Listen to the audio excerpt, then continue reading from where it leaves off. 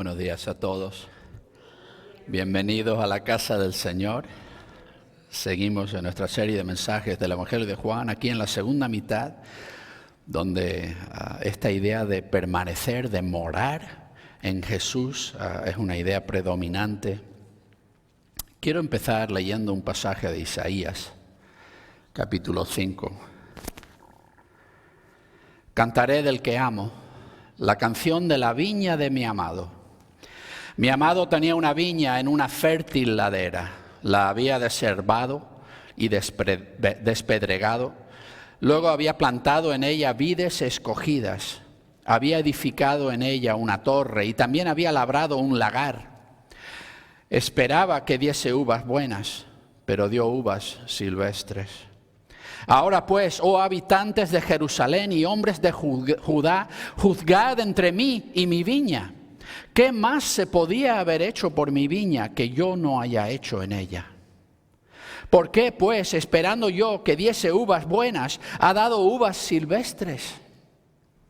Ciertamente la viña de Yahvé de los ejércitos es la casa de Israel, y los hombres de Judá son su placentera planta. Esperaba el derecho, y he aquí la vileza. Esperaba la justicia, y he aquí el clamor. Dios escogió a Israel como su vehículo para devolver el bien a un mundo consumido por el pecado y la maldad. Pero Israel fracasó.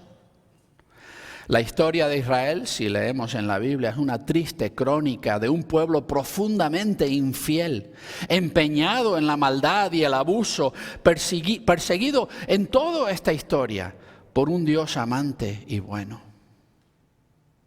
Pudiéramos desesperar si ese vehículo escogido por Dios para traer de nuevo el bien a este mundo ha fallado. ¿Ese es el final?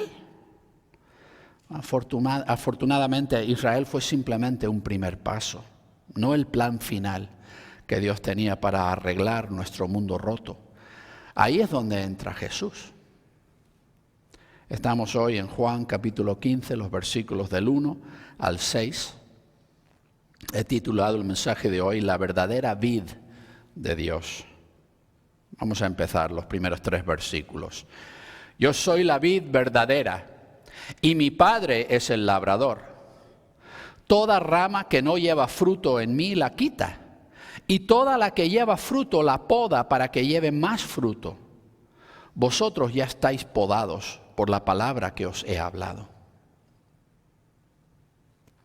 Jesús aquí dice algo quizá bastante sorprendente. Empecé leyendo un pasaje de Isaías donde Dios usa esta imagen de la vid para hablar de su pueblo Israel.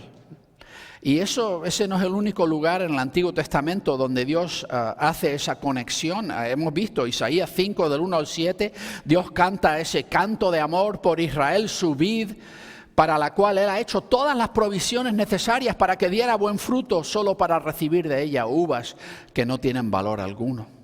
Pero ese no es el único pasaje. Isaías 27, los versículos del 2 al 6, ahí Dios habla también de un día en que restaurará su vid Israel y ella florecerá y llenará el mundo entero de su fruto. En Jeremías capítulo 2, 21 y 22, Dios se queja de que ha plantado a Israel como una vid escogida de semilla totalmente pura, pero ella se ha vuelto degenerada y salvaje. En Jeremías 12, los versículos del 10 al 13, Dios se queja de los líderes, los pastores de Israel, que han pisoteado a Israel su vid y han hecho que caiga bajo el juicio de Dios. Ezequiel, en el capítulo 19, los versículos del 10 al 14, Dios habla a los príncipes de Israel acerca de su madre Israel, que era una vid hermosa, pero que ahora está descortezada y devastada. En Oseas capítulo 10, los versículos 1 y 2, el profeta describe a Israel como una vid frondosa que da fruto, pero solamente conduciendo a la idolatría, un fruto amargo, y Dios va a derribarla. En el Salmo 80, En los versículos 8 y 9, el salmista Asaf describe cómo Dios desenterró a Israel como una vid de Egipto y la trasplantó a la tierra prometida. Y en los versículos 14 y 15 le pide a Dios que se acuerde y cuide de su vid. Vemos un patrón a través de todo el Antiguo Testamento en que Dios ha escogido a Israel como la vid suya para traer su buen fruto a la tierra, pero la frustración que observamos a través de todo el Antiguo Testamento es que esa vid que Dios ha escogido para traer su buen fruto a este mundo ha fallado miserablemente en traerlo. El fruto que ha producido Israel ha sido el mismo fruto de todas las naciones a su alrededor.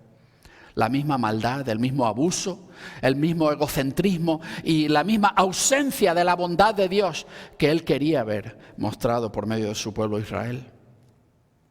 Y ahora Jesús viene y declara esto: yo soy la vid verdadera. Jesús está diciendo que Israel no era el plan final de Dios para traer el buen fruto de Dios al mundo. De hecho, que Dios sabía de antemano que este pueblo de Israel iba a fracasar miserablemente en ser ese vehículo para traer la bondad de Dios a este mundo. Pero que Dios tenía en plan una vid verdadera por medio de la cual Él traería su buen fruto a este mundo. Y Jesús es esa vid. A través de todo el Antiguo Testamento, la imagen del Padre como el labrador que cuida de la vid está muy bien establecida. Y Jesús dice eso: mi Padre es el labrador que cuida de la viña, que cuida de la vid, pero yo soy la vid verdadera. No Israel. Israel no fue fiel, no fue una vid verdadera, no produjo el fruto que Dios quería producir por medio de ella. Así que Jesús viene y Él dice: yo soy la vid verdadera, yo voy a traer a este mundo el buen fruto que Dios quería traer en este mundo. Y Él habla de la labor del Padre como labrador. Y el problema de repente ya no es la vid en sí. Con Israel el problema era la vid. El problema no es la vid, el problema ahora son las ramas. Y el Padre que cuida de la vid y cuida de lo que va a producir su fruto en este mundo, atiende a las ramas y observa las ramas que no producen fruto ninguno, las quita. Esa palabra que se traduce aquí, la quita, en griego puede significar tomar o levantar, pero es la idea de quitar, ¿no? Pero hay quien trata de decir, bueno, lo que está diciendo es que como que él levanta la rama que está caída para que se restaure, pero esa no es la imagen, es la idea de que quita de en medio la que no sirve y cuida de la que sí está produciendo fruto. Y más adelante en el versículo 5 también tenemos esas dos ideas. Hay una rama seca que se quema y una rama que produce fruto que el Padre cuida de ella. Pero la que no lleva fruto en Jesús. Y nota eso, no dice simplemente que lleve fruto simplemente, sino dice la que no lleva fruto en mí. El fruto que el Padre está buscando de nuestras vidas no es simplemente que hagamos cosas buenas, que hagamos cosas dignas de imitación o cosas que nosotros consideramos buenas. Lo que Él está buscando ver en nosotros es a Jesús. El fruto que Dios quiere ver de nuestras vidas no es simplemente algo que nosotros produzcamos. Él quiere ver lo que su Hijo produce en nosotros. Él quiere ver a Jesús obrando en nuestras vidas. Y ese es el fruto que el Padre está buscando. Y el que no produce ese fruto, Él lo quita. Y es normal cuando uno está cuidando de una vid y quiere que produzca uvas, las ramas que no están produciendo se quitan para que no se desperdicie la savia y la energía que el tronco está produciendo y que pueda invertir toda esa energía en las ramas que sí están produciendo. La que no produce se quita, la que no da el fruto que Dios está buscando. Y la rama que sí está produciendo fruto, el Padre también tiene algo que hacer en esa rama. La poda para que lleve más fruto. O sea que si uno está en Jesús y está viéndose en la vida de uno el fruto de lo que Jesús hace en la vida de uno, el Padre está obrando en nosotros para que haya más fruto, que esté siempre incrementando ese fruto. Y Jesús les dice, vosotros ya estáis podados por la palabra que os he hablado. ¿Cómo es que el Padre obra en nosotros para que podamos producir más de ese fruto que Él está buscando? Jesús dice que es su palabra, lo que Él nos ha dicho, lo que Él nos ha comunicado. Es curioso también la palabra que escoge aquí Jesús. La palabra que aquí traducimos podar o estar podado, realmente no es la palabra que normalmente uno usaría para describir eso, es la palabra limpio, limpiar. Es la misma palabra que Jesús usa cuando le lava los pies a los discípulos y le dice, vosotros ya estáis limpios, aunque no todos, ¿no? Refiriéndose a Judas. Es esa misma palabra y algunas traducciones dicen podar, la que lleva fruto la poda, y luego en el siguiente versículo traducen, vosotros ya estáis limpios. Pero yo lo traduje igual porque quiero que entiendan que es la misma palabra. El Padre está limpiando la rama para que produzca más fruto y vosotros ya estáis limpios, ya estáis podados, ya habéis recibido la labor del Padre para obrar en vosotros para que podáis seguir produciendo mayor fruto. Me anima mucho pensar que Dios está tan atentamente invertido en que mi vida produzca fruto. A Dios le importa que mi vida tenga algún tipo de impacto real en este mundo. A Dios le importa que mi vida tenga una significancia, que sirva para algo. Y no simplemente que haga alguna cosilla buena, que tenga algún impacto en el mundo, sino que aunque esté ya produciendo a través de mí Jesús lo que Él quiere, el Padre está continuamente obrando en mí para que produzca más. Para que haya más bien transmitiéndose a este mundo por medio de mi vida. A veces quizá yo tengo menos interés que el Padre en que mi vida valga para algo, en que mi vida sirva para algo y que mi vida dé el fruto que Dios quiere ver en este mundo. Pero ¿sabes qué? Cuando Dios mira este mundo y toda la maldad y todo el sufrimiento y todas las cosas terribles que hay en este mundo, Él tiene un fuerte deseo de traer su bondad al mundo.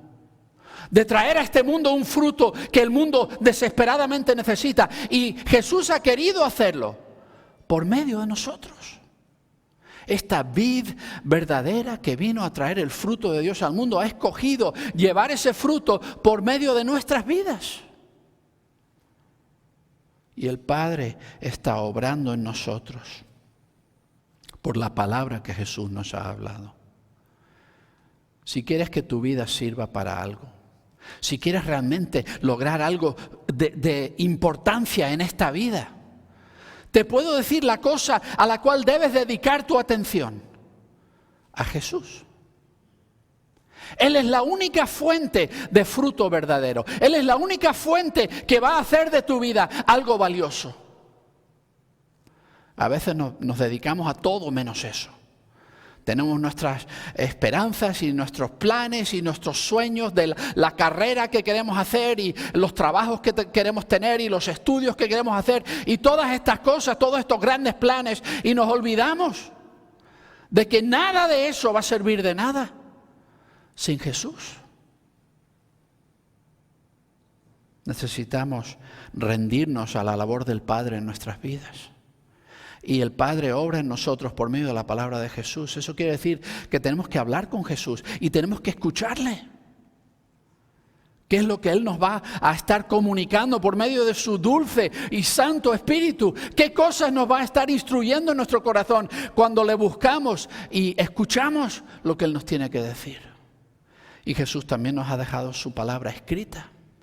Aunque Jesús deliberadamente y consistentemente rechazó toda la tradición de los rabís y ellos intentaban decir, no, hay que interpretar las palabras de Dios, quieren decir esto específicamente. Jesús siempre rechazó las enseñanzas de los rabís, pero siempre afirmó la autoridad de la palabra. Es palabra de Dios. Si queremos que el Padre haga su obra en nosotros, tenemos que conocer la palabra de Jesús. Y la Biblia es la palabra de Jesús. Tenemos que someter nuestras vidas al proceso de refinamiento que el estudio de su palabra causa en nosotros. Jesús describe a su Padre como el gran labrador, podando las ramas que dan el buen fruto de Jesús para que puedan dar más y quitando las ramas que no dan este fruto. Piensa en tu vida, si tú eres una rama, ¿cómo crees que Dios debería tratar contigo? ¿Podar o quitar? Vamos a seguir en el versículo 4. Permaneced en mí y yo en vosotros. Tal como la rama no puede llevar fruto de sí misma si no permanece en la vid, así tampoco podéis vosotros si no permanecéis en mí. Yo soy la vid, vosotros las ramas. El que permanece en mí y yo en él, éste lleva mucho fruto, porque separados de mí no podéis hacer nada. Si alguno no permanece en mí, es echado fuera como rama y se seca, y las recogen y las tiran al fuego y se quema. ¿Cómo hacemos esto de someter nuestras vidas al cuidado del Padre, el labrador? ¿Cómo hacemos esto de estar unidos a la vid y producir el fruto de Jesús en este mundo? Jesús nos da instrucciones. Tenemos que permanecer en Él, tenemos que morar, habitar. Esa palabra, permanece, tiene la idea de que estableces tu lugar de residencia en este sitio. Te ubicas y te quedas ahí. Permanece en mí y yo en vosotros.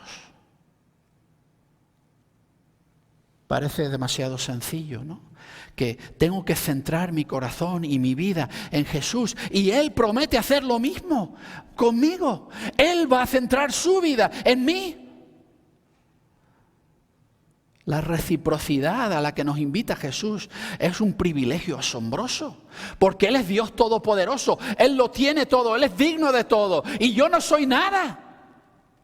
Pero que Él me invite a este nivel de intimidad. A compartir su vida conmigo y que yo comparta toda mi vida con Él. Es casi como una descripción del matrimonio, ¿no? Este compromiso mutuo de dos personas que se entregan completamente el uno al otro. Y tenemos que hacer eso, centrarnos en Jesús, poner el centro de mi corazón en Jesús y permitir que Él haga lo mismo en mí. Y Jesús con esta imagen nos ayuda a entender por qué es tan importante esto. ¿Qué puede hacer una rama por sí sola? Tú coges una rama de un árbol, tú coges una rama de una vid, la cortas y la colocas por ahí. ¿Cuántas uvas va a producir esa rama? Ninguna. Porque esa rama no tiene la capacidad de producir fruto. Es un vehículo por medio del cual el tronco puede traer fruto, pero la rama en sí no puede hacer nada. Jesús dice, así somos nosotros. Nosotros no tenemos fruto en nosotros mismos. A veces pensamos que nosotros tenemos mucho que ofrecerle a Dios, que nosotros somos muy buenos y podemos hacer grandes cosas y somos muy inteligentes y muy nobles y muchas cosas buenas le hacemos a Dios. La Biblia consistentemente repite esta verdad. Nosotros no tenemos nada bueno en nosotros mismos que ofrecerle a Dios. Ni a Dios ni al mundo. Pablo, el apóstol Pablo, el gran apóstol Pablo lo decía en Romanos 7. Yo sé que en mí, es decir, en mi carne, en lo que yo soy, por mí mismo, aparte de Dios, solo mora el mal. Soy un esclavo vendido al pecado en mí mismo. Es solo en Cristo que hay algo.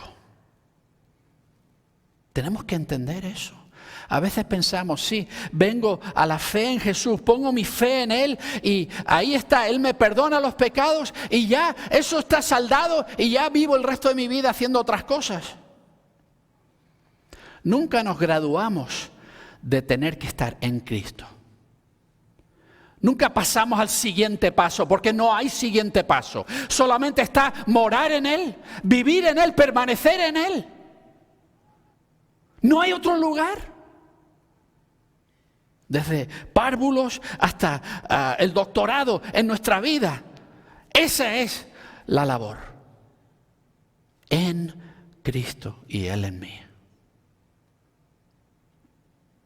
Nosotros no podemos producir nada por nosotros mismos. Solo podemos convertirnos en vehículos por medio del cual Jesús pueda traer el bien de Dios a esta tierra. Por eso, el que permanece en mí y yo en él, éste lleva mucho fruto. Eso es una promesa de Jesús.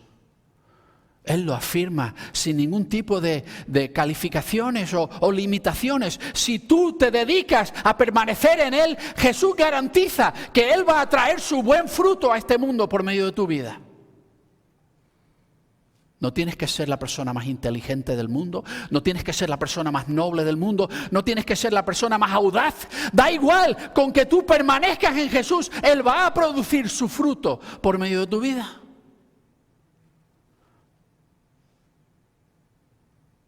Porque separados de mí no podéis hacer nada. Uno de los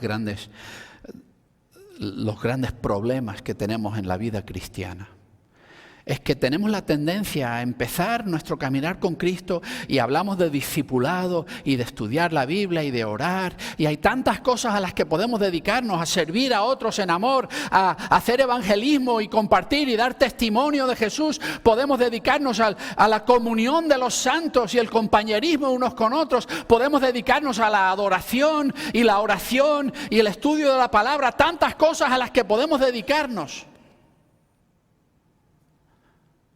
Me acuerdo de María y Marta sirviendo a Jesús, toda preocupada, y María ahí sentada a los pies de Jesús.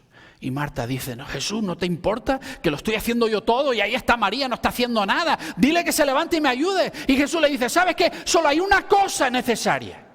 Y María la ha escogido. No se lo voy a quitar. A veces, como cristianos, nos dedicamos a todas estas cosas que tienen que ver con Jesús. Y nos olvidamos de Jesús. Y no permanecemos en Él. Y luego nos asombra que nuestra vida no produce fruto. Que por más que nos esforzamos, todo acaba en nada. Tanto trabajo y tanto sudor y tanta lágrima y no pasa nada bueno. Porque la verdad es sencilla. Separados de Él, no podemos hacer nada. Nada. No dice Jesús que si nos apartamos de Él va a disminuir nuestra eficacia, que vamos a bajar en la capacidad de hacer cosas. No, el momento en que yo doy 3 pasos y me separo de Jesús, no tengo nada que ofrecer, nada. Lo cual quiere decir que lo único que tengo para ofrecerle a este mundo que valga algo es Jesús. Y la labor mía es permanecer en Él para tener algo que ofrecer que valga algo.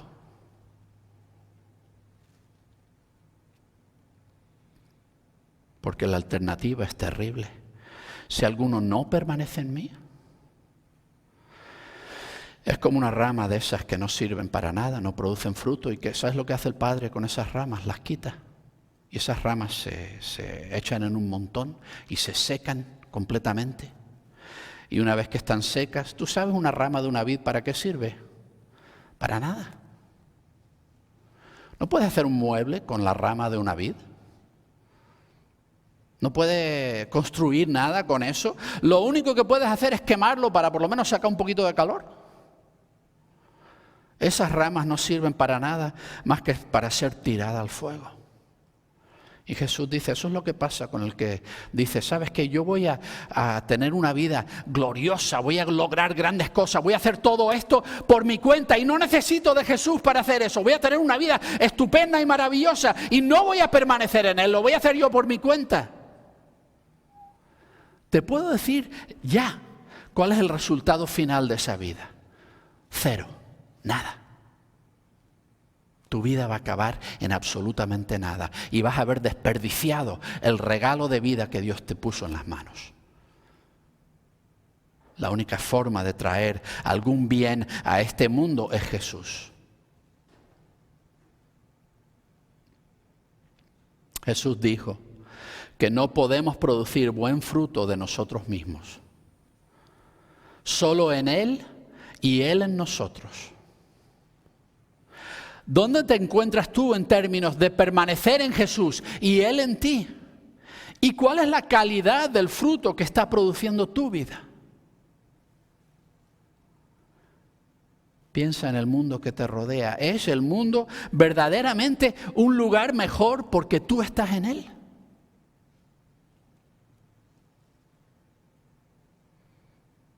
Dios plantó una vid aquí en la tierra hace varios miles de años. Vio la devastación que el pecado había traído, la crueldad, la maldad, el sufrimiento, la desesperación, y quería devolver el bien a este mundo bajo el poder del mal. Su vid, Israel, daría fruto para él en la tierra, pero Israel fracasó miserablemente. Dios derramó su bondad en ella, pero ella produjo el mismo fruto malvado que todos los demás a su alrededor estaban produciendo. Entonces, el Padre envió al Hijo a la tierra. Jesús es la verdadera vid de Dios. Y vino a dar el buen fruto que Dios quería ver en la tierra. Lo sorprendente es que Jesús no vino simplemente a traer la bondad de Dios. Él vino a traer esa bondad a través de nosotros. Si nos arraigamos en Él, la vid verdadera, Él dará en nosotros el buen fruto de Dios. Mientras permanecemos en Él y Él en nosotros, mientras permanecemos en su palabra, nos convertimos en el medio por el cual la misma bondad de Dios Todopoderoso viene a este mundo. Rechazar a Jesús es optar por salirse de esa bondad. No tener nada que ofrecer, sino el mismo quebrantamiento que el pecado nos ha estado alimentando desde que Adán y Eva fueron desahuciados del Edén. ¿Podemos participar en el impacto del buen fruto de Dios? ¿O podemos marchitarnos y secarnos sin nada que mostrar de una vida completamente vacía? La elección es nuestra. Vamos a orar. Señor Jesús, gracias porque tú eres la vid verdadera que ha venido a este mundo para traer el buen fruto de Dios en este mundo, y te damos gracias porque nos has querido incluir en ese bien. Gracias por invitarnos a arraigarnos en ti y comprometerte. Si estamos dispuestos a permanecer en ti, tú estás dispuesto a permanecer en nosotros y producir en nuestras vidas el buen fruto tuyo. Y no solo eso, sino obrar en nuestras vidas para que ese buen fruto esté en un continuo proceso de aumento.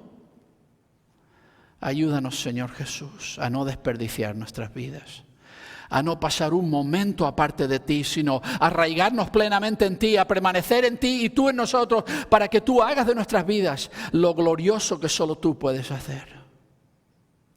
Te amamos, Señor Jesús. Es en tu nombre y por tus méritos que lo pedimos todo. Amén.